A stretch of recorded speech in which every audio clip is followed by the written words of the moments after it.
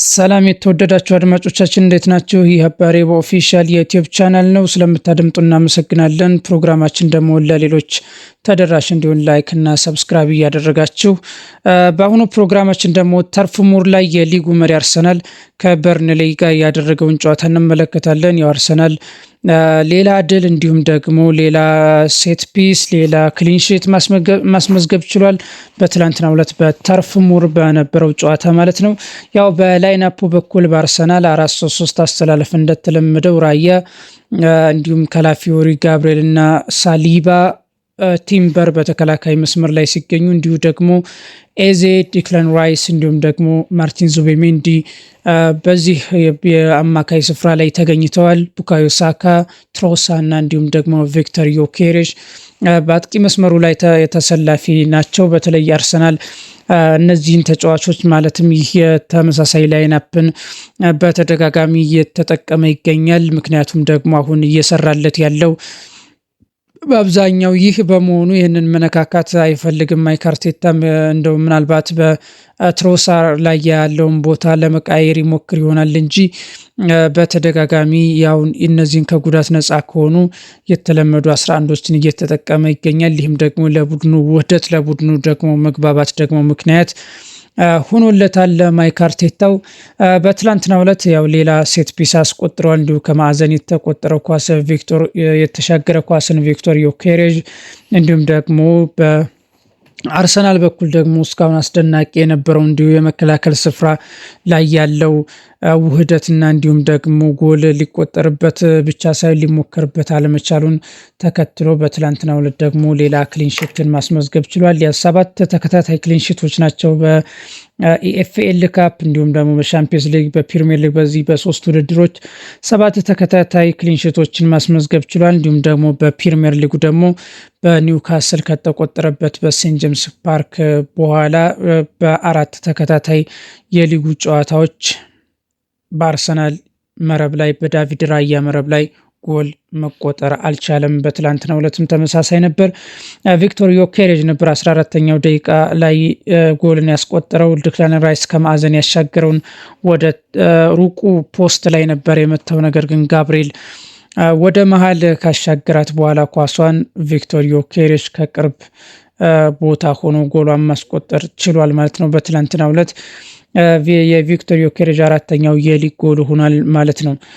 እንዲሁም ደግሞ የጋብሪኤልም እንዲሁ ዲክላን ራይስ ሊሆን ይችላል እንዲሁም ደግሞ ከቡካዮ ሳካም ሊሆን ይችላል የሚሻገሩለትን ደግሞ የማዕዘን ምቶችን እንዲሁ ደግሞ ወይ ያስቆጥራቸዋል ወይንም ደግሞ ሌላ ጥሩ ቦታ ላይ ለሚገኝ ተጫዋች አሲስት ያደርጋል። ስለዚህ በእያንዳንዱ ያርሰናል የሴት ፒስ ጎሎች ላይ ተሳታፊ የሚሆነውም ጋብሪኤል ራሱ ነው ከዲክላን ራይስ እንዲሁም ደግሞ ከቡካዮ ሳካ አሲስት ከሚያደርጉት በተጨማሪ ማለት ነው።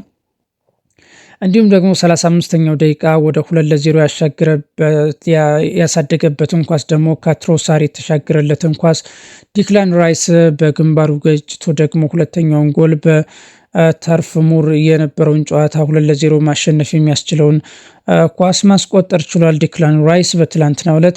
ስለዚህ አርሰናል 2-0 35ኛው ደቂቃ ላይ ነው ጎሉን አስቆጥሮ የጨረሰው ማለት ነው። በተለይ አርሰናል ብዙ ጎሎችን የሚያስቆጥር ቡድን አይደለም፣ ነገር ግን በጣም ኮንትሮልድ ነው። እንደውም ያው ማይክ አርቴታም የሚታወቀው ኮንትሮል ተጫዋቾችን ሙሉ ኮንትሮል የሚያደርግ አሰልጣኝ መሆኑን እናውቃለን። በተለይ እንደው ለቡካዮ ሳካ ነው በዚህ ዓመት ለቀቅ ሲያደርግ ያየነው። ወደ መሀል እየወጣም ሲጫወት እንዲሁ ደግሞ ወደ ተቃራኒ መስመርም በግራ በኩል መስመርም እየወጣ ሲጫወት በጨዋታ ክፍለ ጊዜ ውስጥ የምናየው ቡካዮ ሳካን ነው። ያለበለዚያ ሌሎቹን ደግሞ ያው ኮንትሮል እንደሚያደርጋቸው እንደማይለቃቸው ፈቶ ይታወቃል። በተለይ ደግሞ በአርሰናል በዘንድሮ ፈራሚ የሆኑት ደግሞ የአማካዮች የኤዜና የማርቲን ዙቤሜንዲ ደግሞ ዝውውር እንዲሁ ውጤታማ መሆኑን በትላንትናው ዕለትም ተመልክተናል።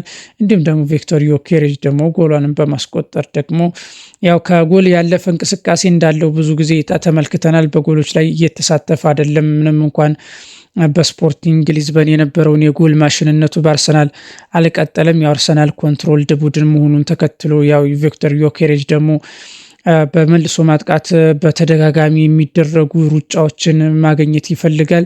ነገር ግን ያንን በአርሰናል ማግኘት አልቻለም። ስለዚህ ሌሎች ከጎል ያለፈ እንቅስቃሴዎችን ነው ማድረግ የሚችለው። ስለዚህ ነገር ግን በትላንትናው ዕለት ጎልን ማስቆጠር ችሏል ማለት ነው።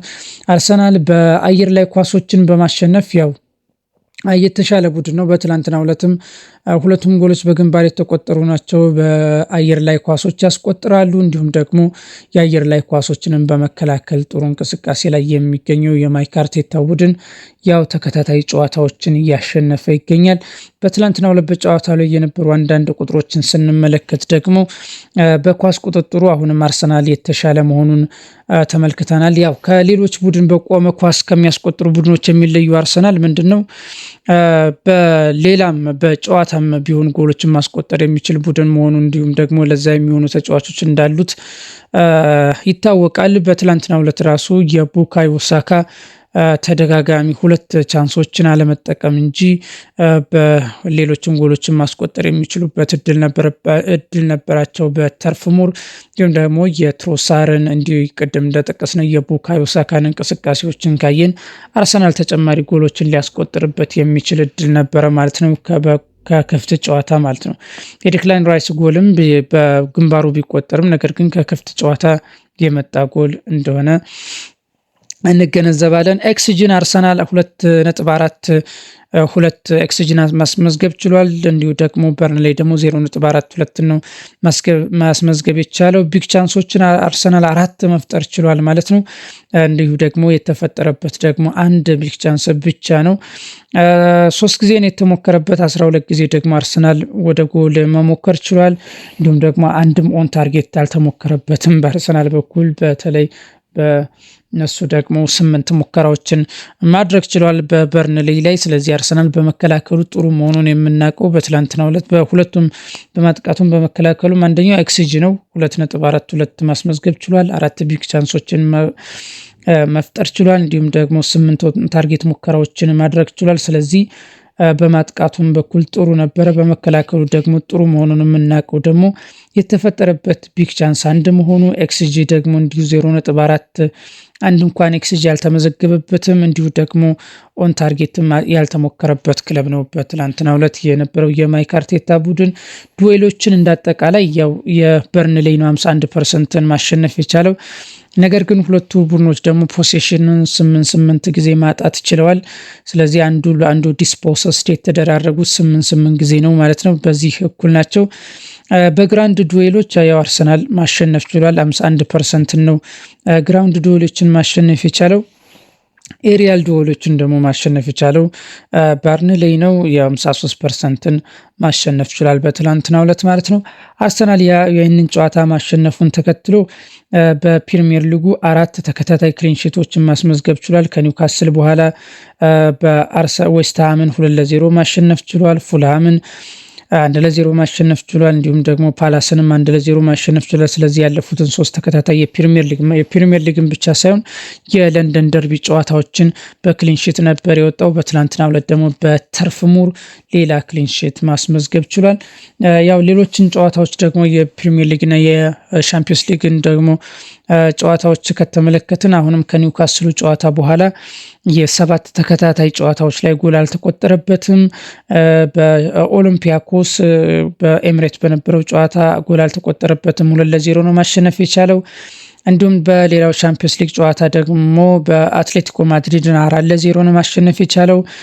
በባለፈው ደግሞ ብራይተን ኤንድ ሆቭ አልቢዮንን ደግሞ በእንግሊዝ ኢኤፍኤል ካፕ 2-0 ማሸነፍ ችሏል። ስለዚህ ተከታታይ 7ኛ ክሊንሺት ያስመዘገበበት ጨዋታ ነበር የትላንትናው የማይክ አርቴታው ቡድን ማለት ነው። ስለዚህ በቀጣይ ጨዋታዎችን ስንመለከት አርቴታ ወደ ስላቪያ ፕራሃ የሚያመራ ይሆናል ወደ ቼክ ማለት ነው በሻምፒዮንስ ሊግ። ያው በሻምፒዮንስ ሊግም ሁሉንም ጨዋታዎች ካሸነፉት ቡድኖች እንዲሁም ደግሞ ምንም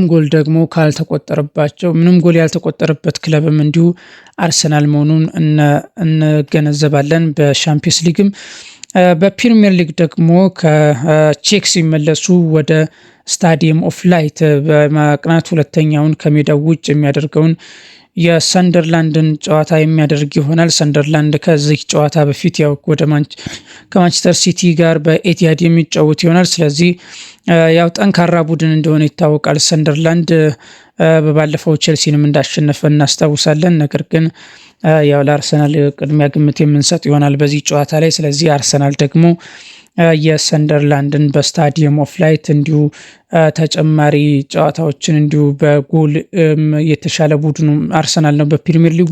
ስለዚህ መሪነቱን ለማስፋት ደግሞ ወደ ስታዲየም ኦፍ ላይት ከስላቪያ ፕራሃ መልስ ሰንደርላንድን የሚገጥም ይሆናል።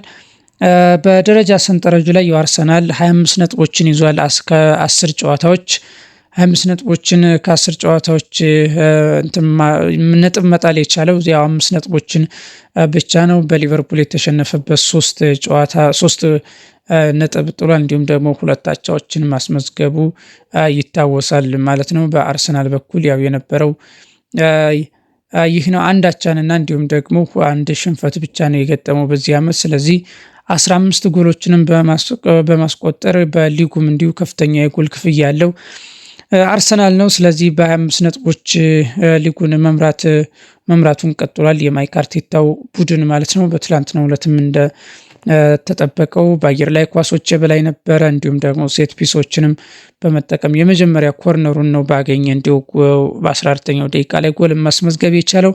ስለዚህ በአርሰናል በኩል በትላንትናው ዕለትም ከስካሁን የተለየ ብቃት አልነበረም ከስከዛሬው ያሳየው። ምክንያቱም እንደስከዛሬው አሁንም አርሰናል የበላይ ነው። አሁንም ደግሞ በአርሰናል ውስጥ በማጥቃትም በመከላከልም እንዲሁ ደግሞ ጉድለትን ለማግኘትም እንዲሁ በጣም ከባድ ነው።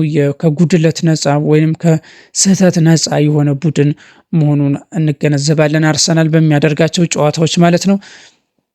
በመከላከሉ በኩል ያለው የሳሊባና እንዲሁም ደግሞ የጋብሪኤል ጥምረት፣ የፉልባኮቹ የካላፊዮሪና እንዲሁ ደግሞ የዩሊያን ቲምበር እንዲሁ ደግሞ ጥሩ ብቃት እንቅስቃሴ ማሳየትን ደግሞ የነ ማርቲን ኦደጋርድን አለመኖር አርሰናል ሴንስ አላደረገውም። ቡካዮ ሳካም በባለፉት ጨዋታዎች ላይ ከሜዳ በሚርቅበት ሰዓት እንዲሁ በማድዌኬ አርሰናል ያንን ነገር መሸፈን ችሏል። እንዲሁ ደግሞ በፊት መስመርም ያሉትን እንቅስቃሴዎች ማየት እንችላለን። በአርሰናል በኩል አሁን ተደጋጋሚ ተጫዋቾችን በተመሳሳይ ፊቶችን መጠቀም እየቻለ ነው። የቡድኑ ውህደት እያስጠበቀ ይገኛል ማለት ነው። ስለዚህ አርሰናል በትላንትናው ዕለት ጥሩ እንቅስቃሴ በጨዋታ የበላይነትም ጭምር የተርፍ ሞሩን ጨዋታ በርንሌይን 2-0 ማሸነፍ ችሏል።